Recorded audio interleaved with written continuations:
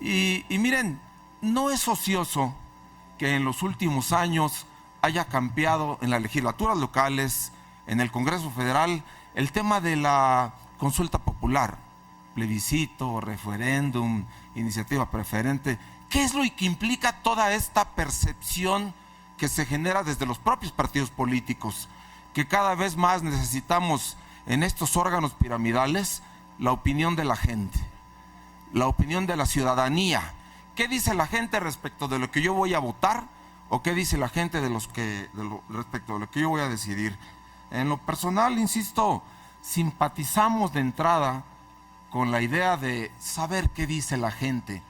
¿Pudiera alguien decir que no son nuestros esfuerzos, nuestras propuestas en el propio Parlamento dirigidas a la sociedad mexicana? Bueno, pues veamos qué es lo que más les es de su aceptación para transitar por ese camino. Y si hay necesidad de modificar leyes, que se haga como una iniciativa preferente, no en términos jurídicos, en términos de necesidad social, porque a eso están obligados los parlamentarios. Hay leyes que no se cumplen y ahí están vigentes. Ajustemos la ley. ¿Qué no sería útil que este estudio se pudiera compartir con los legisladores para que vieran cuál es la necesidad ingente de una toma de decisiones inmediata respecto a la ley electoral o cualquier otro instrumento jurídico? Supongo que sí, y sin que sea vinculante, sin que sea obligatorio, consideramos que escuchar a la sociedad puede normar el criterio y la opinión de quienes son servidores públicos en algún momento dado, que son los señores consejeros que votan en este Instituto Federal y cuyo emolumento proviene del erario público. Y es la gente la que de alguna manera tiene derecho a conocer las decisiones que se toman en estos órganos superiores de cualquier naturaleza. Concluiría diciendo, sin más, que simpatizamos con esa opción de conocer qué piensa la gente para finalmente aterrizar o no una conclusión definitiva, o bien es válido tomar decisiones diferentes a las que ya se hubiesen determinado.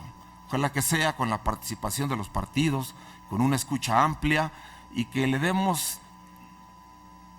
vigencia al espíritu social de que el poder superior está en la sociedad. Gracias, presidente. Gracias, señor representante. Está abierta la primera ronda. En ella tiene el uso de la palabra el maestro Pedro Vázquez González, representante del Partido del Trabajo. Gracias, consejero presidente.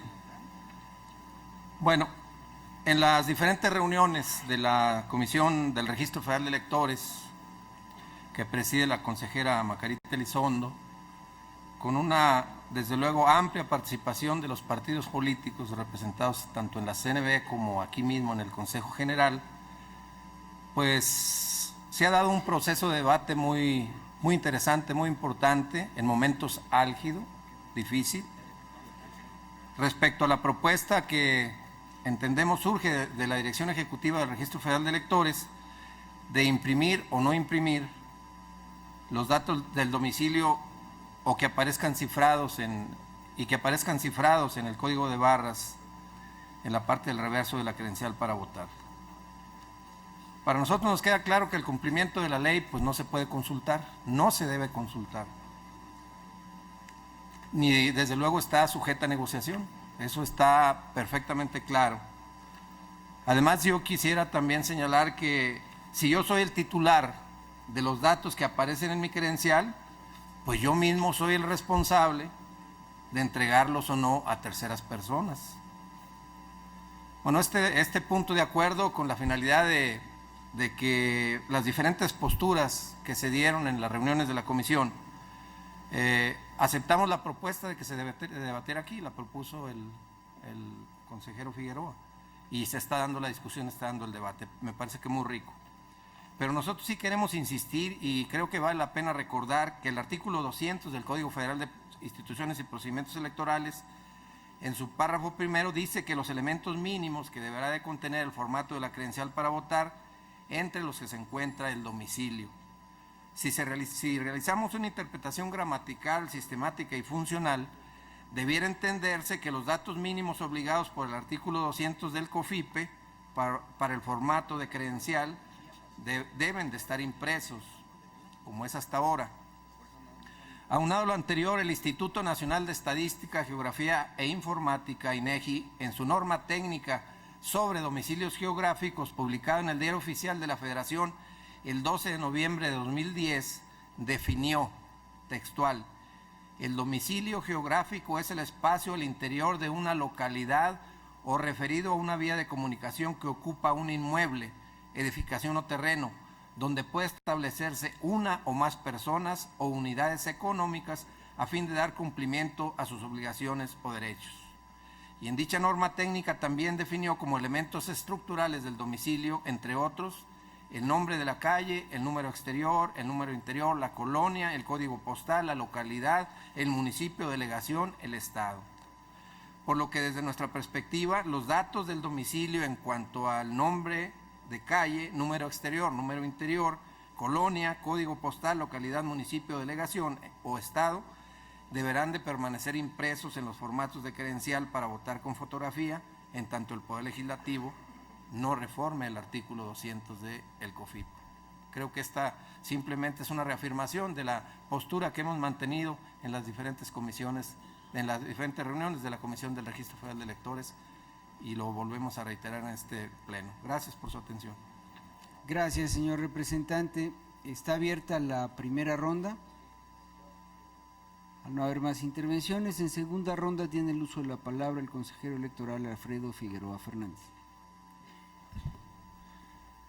Gracias. Bueno, primero, para acompañar la propuesta que ha hecho el consejero Marco Antonio Baños en el sentido de establecer modificaciones que permitan mayor precisión al proyecto de acuerdo y que están ligadas al espíritu con el que la propia consejera Elizondo hizo la presentación del mismo, me parece que van en el sentido de su fortalecimiento.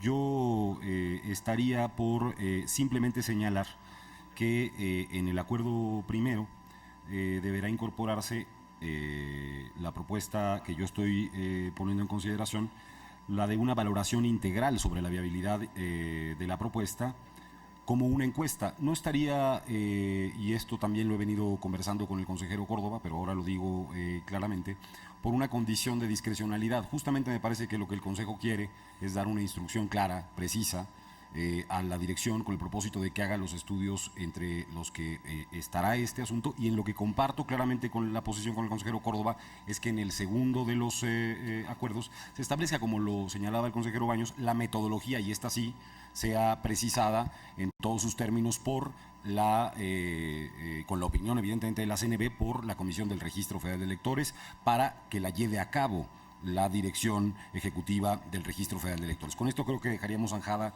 la primera parte en relación a la propuesta. Segundo, yo me encuentro en desacuerdo con la idea de que, porque el estudio no busca eso, que no se haga una amplia consulta, y quiero decirlo con toda claridad, la representación del Partido Nueva Alianza me parece que acierta cuando señala con toda claridad que es necesaria conocer la opinión, incluso de quienes pensamos, como es el caso de varios de los aquí presentes, que esto debe de, evidentemente, estará encriptado. Se ha dicho que se decidirá si se encripta o no. Estará encriptado, eso lo hemos decidido ya. Adicionalmente estará visible, también está esto decidido. Lo que estaría en cuestión es si el número de calle, el número de casa está incluido como visible o no. Esto debe decirse. Pero incluyendo, si esa es la posición mayoritaria que prospera en el Consejo General, se requiere del conocimiento del uso de la credencial a nivel nacional, porque lo que menos se quiere es afectar otros derechos de los ciudadanos que podrían eventualmente derivarse de la no existencia. Es decir, incluso un proceso de tránsito en esta propia dirección. Así que absolutamente de acuerdo con la idea de que se haga una amplia consulta, y también de acuerdo con la idea de que el resultado de esa consulta, tanto a entes privados como públicos, como a la propia sociedad, no obliga, y debe decirse con claridad, no obliga a esta autoridad a inclinarse necesariamente por una u otra de las opciones. Esa es una facultad que tiene el propio Consejo General que no puede estar sometida a ningún estudio, lo reitero. Ahora, debe decirse con toda claridad que tenemos una opinión divergente respecto de la que ha expresado el señor representante del Partido de la Revolución Democrática. No, en mi opinión, y lo digo con toda claridad, es evidente que es legal el hecho de que no aparezcan esos datos en la credencial para votar, porque además del 200 del Código está el 16 de la Constitución. Por cierto, por encima del 200 del Código. Pero más allá de entrar en ese debate, justo de lo que se trata es de darnos el espacio para tener la suficiencia en términos de estudios en esta dirección. Así que en nada afecta la realización de este estudio justamente para la tarea que tenemos que tutelar. Y para decirlo muy claramente, por supuesto que este estudio, y tampoco debe de tener ninguna condición de simulación en esa dirección, por supuesto que este estudio será la base con la que el Consejo General decida, en su caso, rectificar el acuerdo que acabamos de votar.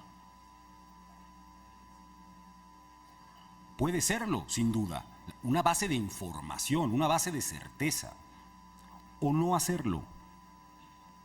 Pero el estudio tiene un propósito, y el propósito es conocer cómo es que se emplea nuestra credencial para votar, y además no solamente conocer la opinión de la ciudadanía, sino de instituciones públicas, instituciones privadas y de la amplia gama que, como ha dicho el señor representante del Partido Nueva Alianza, representa la sociedad mexicana. Creo que ahí hay un interés general y un interés público que corresponde tutelar a esta autoridad y que seguramente será un elemento para normar nuestro propio criterio. Gracias, consejero. La consejera Elizondo desea hacerle una pregunta. ¿La acepta usted? Como no, con todo gusto. Proceda, consejera, por favor. Sí, gracias. En el punto primero se está proponiendo que la encuesta para conocer la opinión de la ciudadanía se realice como consecuencia precisamente de ese estudio, es decir, no sea potestativo ni optativo, sino que sea a consecuencia de. Pero usted la amplía proponiendo que no sea nada más opinión de la ciudadanía, sino de instituciones privadas y públicas. Escuché la objeción del representante del Partido Acción Nacional en cuanto a que si se amplía a algunas instituciones no sea respecto de aquellas que se consideren sujetos regulados o tengan un interés inmediato y directo sobre precisamente estos elementos que le lleven a obviamente considerar la subsistencia de esos datos por obvia razón de sus propios intereses. Me gustaría escuchar su opinión en relación a esta objeción que tiene la representación del Partido Acción Nacional y lo pregunto porque es precisamente su propuesta que amplía a instituciones privadas y públicas las que modifican el punto de acuerdo primero. Me gustaría escuchar su opinión. Gracias, consejera. Para responder, el consejero electoral Alfredo Figueroa. Muchas gracias, consejera, por su pregunta. Sí, parte de mi intervención, y esta moción me permite ahondar en el particular, es que los sujetos regulados son los privados y también los públicos en relación a la protección de datos personales. Es decir, lo que comparto con la representación del Partido Acción Nacional es que eso no quiere decir, es decir, una respuesta no será necesariamente lo que termine de determinar que establezca este Consejo. En eso estamos absolutamente de acuerdo. Pero, en mi opinión, es importante conocer cómo se emplea este tipo de nuestra credencial para trámites que hacen los ciudadanos en el ejercicio de otros derechos también. Por esa razón es que la amplitud de una consulta, de consultas a entes públicos y a entes privados, nos llevará a consideraciones que hoy no tenemos en relación a información de la que hoy no disponemos para tomar la mejor de las decisiones. Incluso si esta fuera, por ejemplo, un tránsito paulatino en términos de una determinación, buscando no afectar derechos de los propios ciudadanos o de terceros. Es importante, otra vez, la lectura del artículo 16 de la Constitución, en su segundo